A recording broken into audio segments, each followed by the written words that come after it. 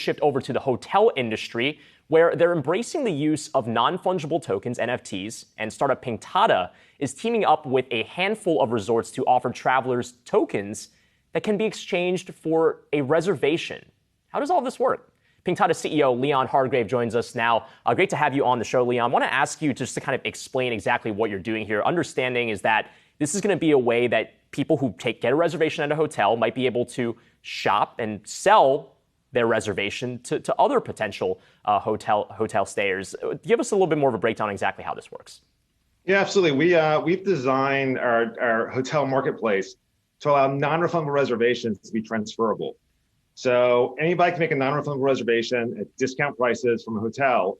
Instead of being locked into travel and unable to change their plans, they can go into the secondary marketplace and buy or sell the reservation just like you would a ticket on StubHub or other ticket marketplaces.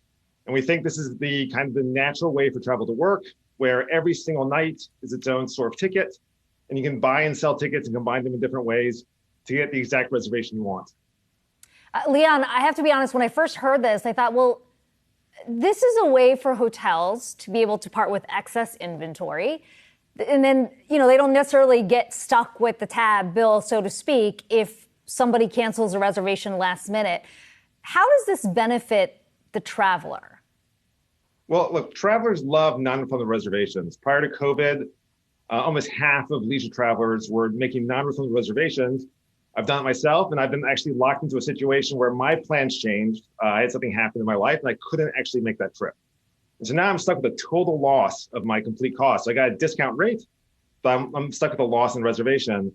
What our marketplace allows you to do is go back into the marketplace to all the other tens of thousands of people changing travel plans at a moment and say, here, I need to swap or sell my reservation.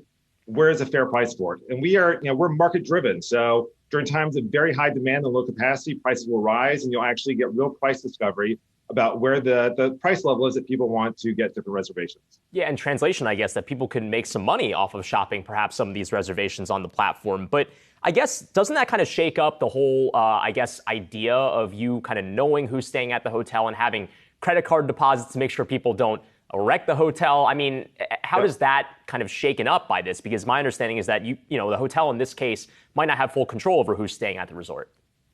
Well, I mean, as it is, the hotel doesn't really have control. They do have, they request basic customer information to make sure that they have a booking. We do the same thing.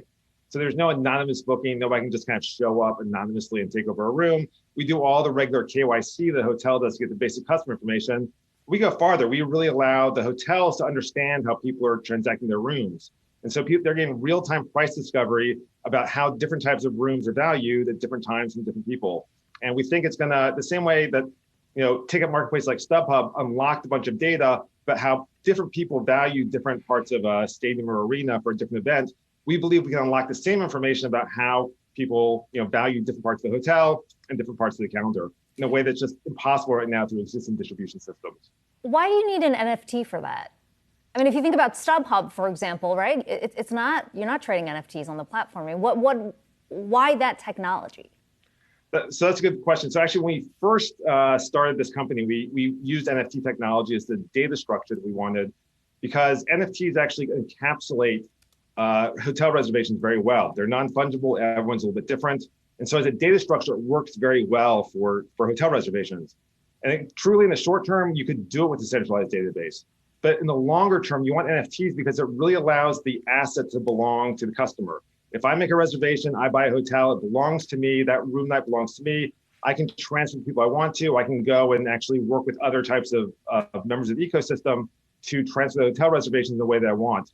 We think long-term, when most hotel reservations are tokenized, when they're available as assets that are owned by the customer, that there'll be a whole ecosystem of secondary platforms that emerge to specialize in different types of functions. So if you're looking for adjoining rooms, there'll be an adjoining room platform that looks into that whole pool of NFTs out there and kind of picks out different adjoining room combinations that make sense for the customer. And so we think it'll basically change the dynamic of how different services can pick up inventory from the hotel industry in a way that's much better for both hotels and travelers. Yeah, for right now, 7 hotels on the platform, 6 in Hawaii and 1 in the Dominican Republic. So I might have to go check that out. Pinktada CEO Lyon Hardgrave, thanks so much. Appreciate it.